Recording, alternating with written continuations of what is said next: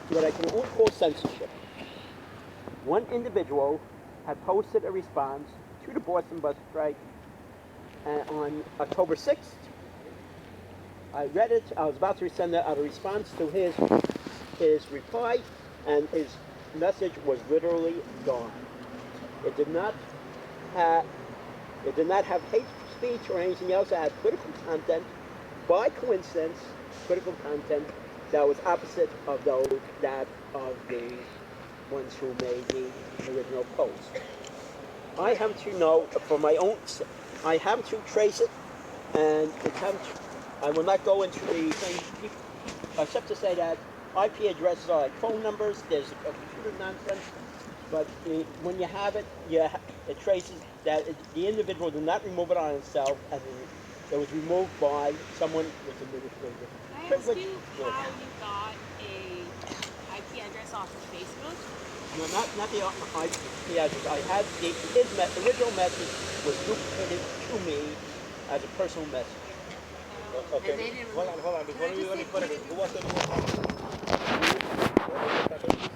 Can I just say point of information? So on October 6th, I did not have administrative privileges. I was demoted to insight analyst. So in looking at the repeated security threats, I'll ask you for everyone, was there hate speech in that? Because that would get them sent in. Was there any hate speech? There's no hate speech. All he had said was that this post is irresponsible, rather reckless, and that there needs to be a discussion about union democracy. That was the thing. He also made, I think, two of them that had a list of names that preceding it that accidentally.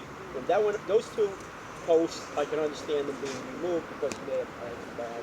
But this one was deliberate content, contrary to that of those who had posted it.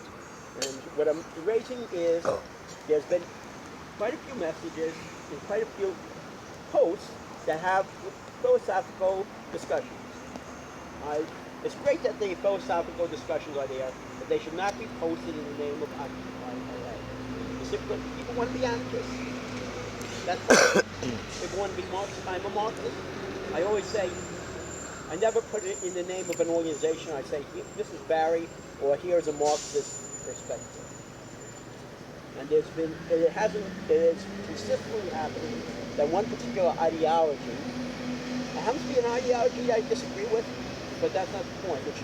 We should have everything posted, should reflect that which has been proved implicitly or explicitly by the General Assembly. And if it's insipid or insightful, it doesn't make a difference. People should be allowed to read as a personal post. I think, okay. Right? Yeah. Okay. Yeah. I think all of this issue will be addressed in the sense that when we break off into different administrative account teams, you can, amongst your team afterwards, maybe we'll have a small breakout group session where the people who are voted into the admin the Twitter account have a little meeting. And because voting on administrators is also about voting for people that you believe have a similar kind of trustworthy ideological position as you.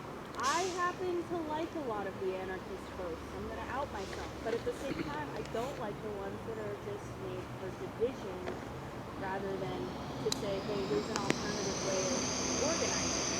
And so, but I think like if we move forward on this part, a lot of those other things that we don't like will shake out. Do you want to get upset? Yeah. Okay, so I put myself on stack. And then Barry, and then Alyssa. So in regards to like all this stuff that's happening, there's a division not only with actions but groups of people, and it's definitely turned into teams. And so there's and in regards to ideologies, there's a group of individuals that are saying this is acceptable, and there's another group of individuals saying that this is acceptable. So within that, there is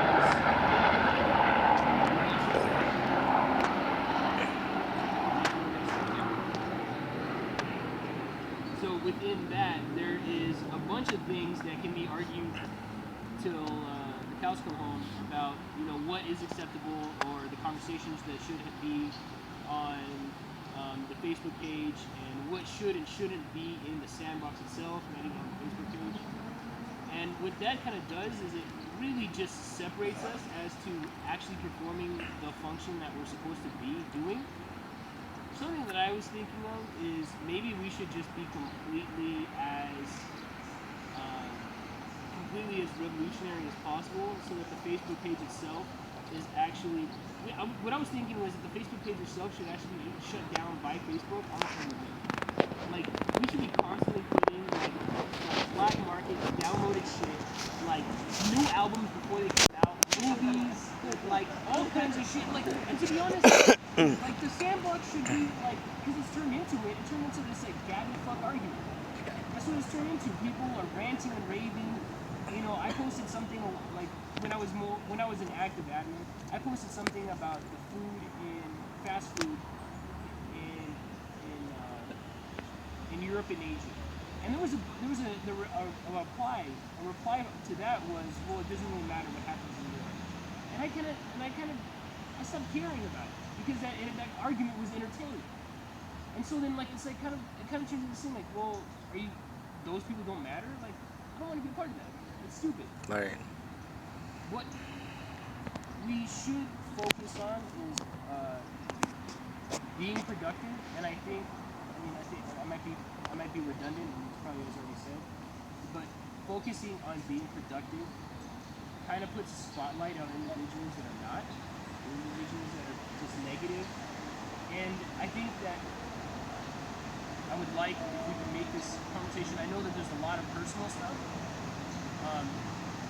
I think that if we hit bullet points of avoiding a personal attack, we can look at the problem from a bigger picture and kind of see, because there's issues of infiltration, there's issues of security, the list goes on and on. And this conversation is a repeat, unfortunately. It's a repeat conversation that we're having, you know, with individuals that we find untrustworthy, you know, and security conflicts. Mary? I mean, the thing about making things individuals is not I'm not involved with the sandbox and never look at it or never even know what it was.